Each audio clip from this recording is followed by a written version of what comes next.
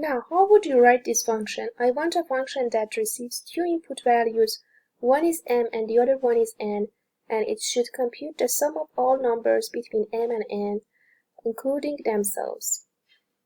How would you use for loop to write this function?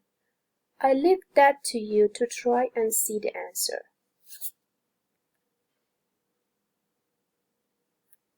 Similar to the summation, we can use for loop to compute the product of the sequence of numbers. A very common example is the calculation of n fractional.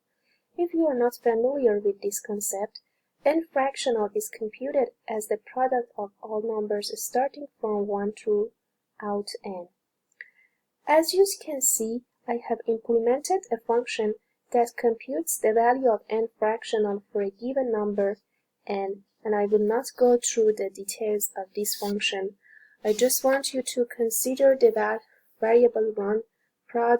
This variable is initialized with the value of 1.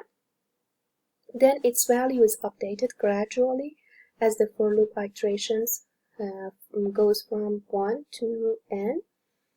Similar run prod maintains the product of all numbers starting from 1 through the value of the iterator variable I.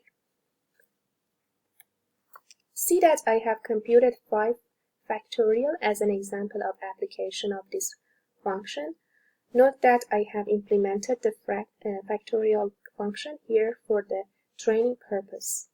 Otherwise, MATLAB has a built-in function that computes a factorial for a given value n.